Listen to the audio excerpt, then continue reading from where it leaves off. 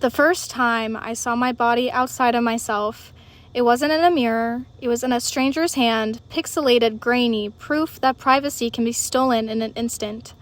It was late summer 2024, the air was still heavy with heat when my phone buzzed awake one morning. A message from an unfamiliar number blinked at me, cheery and harmless at first glance. "Hey, I'm a new friend of your boyfriend." I rubbed sleep from my eyes, confusion from my brain. My boyfriend, Caleb, and I had just broken up. My heart was still raw from confessing a relapse, from the collapse of something I had tried to hold together. His name still sat heavy in my chest. Then the message twisted, soared, cracked open into horror. The photo came through. My body, naked. A photo I had sent Caleb months earlier, back when distance made me reckless, trusting in love. Now it stared back at me in the hands of someone who should have never seen it. My breath folded inward. My ribs turned to cage bars. Panic scorched through me. I confronted Caleb. He cried, swore it wasn't him, and begged me to believe him.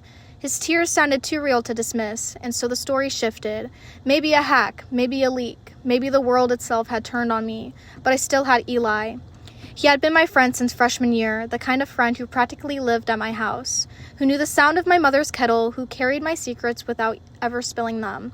He'd seen me wrecked, sobbing hollow, and he had been the one to hold me together. So of course I showed him. The screenshots, the blurred image, my humiliation bleeding into his phone. His responses were flat, like stones thrown into a well with no echo.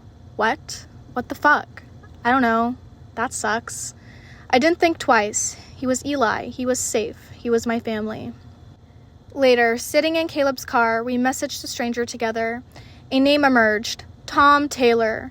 We searched and there it was, an account plastered with my photos, my face, a body turned into content. Strangers had already looked, rated, commented. Thousands of eyes had passed over me without permission.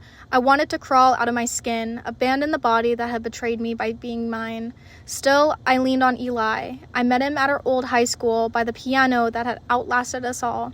I let him distract me, anchor me, soothe the jagged edges. But weeks later, it got worse. Tom Taylor posted again. This time, it wasn't just me. It was my younger sister, my cousin. Girls too young to even understand the violence of what was happening. Rate my sisters, 1 to 3, and I'll send the best ones nudes.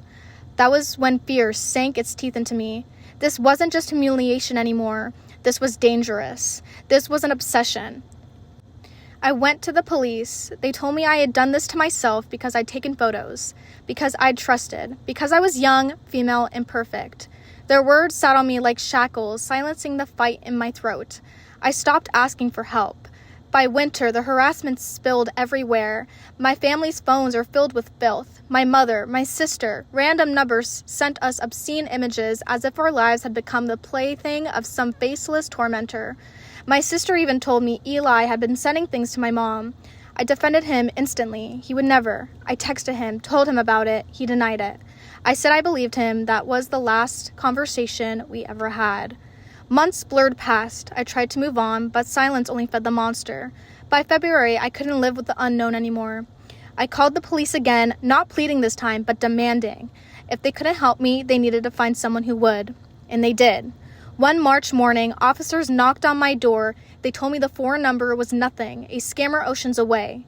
But Tom Taylor, the real account, the one tied to months of torment, was traced back to someone here, someone I knew. They said his name, Eli. The floor vanished. My chest was hollow. The boy who had held me when I broke, who sat in my kitchen like family, who had been my refuge, was the only one who gutted me from the inside out. A few days later, the police confirmed. He confessed. I sobbed in a bathroom stall, the sound clawing through me like it wanted to tear my throat open. How do you mourn someone who is still alive? How do you bury a friendship that was your safe place, only to learn it was the fire that burned you? Because it wasn't just the leaking of photos, it wasn't just humiliation, it was something deeper, uglier. He reached into the most fragile parts of me, trust, love, friendship, and hollowed them out. He wore my secrets like a mask, smiled at me with the same mouth that had already carved me open. People say betrayal is a knife in the back, but this wasn't a knife, this was a slow poisoning. Sip by sip, year by year, until one day I realized the person I leaned on had been the one tightening the noose. And the cruelest part, no one else can feel it. No one else carries the phantom weight of every screenshot, every click, every set of eyes that saw me without permission.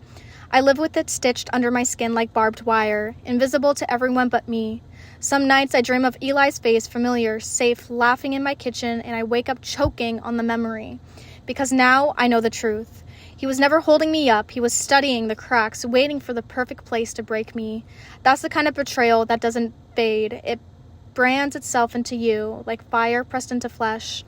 Eli, if you ever see this, you didn't just betray me. You tried to turn my body, my trust, my life into content. Something disposable, something you could delete. You studied my fear, my weakness, my love, and used it to make yourself godlike. But here's the truth. I cannot just Ctrl-Alt-Delete this away. Every secret you thought was gone is alive. Every scar, every photo, every stolen moment, it exists in memory and evidence of me. You built your empire on my collapse, and all you made was a ghost that laughs, a voice that will not be silenced. You thought you could make me small. You thought you could vanish into the background. You made me sharper. I am unerasable. I am unkillable. And you, Eli, will always be the boy who hid behind kindness to hide his cruelty. The one who left his fingerprints on fire, always exposed, always smaller than the damage you tried to wield. Fuck you.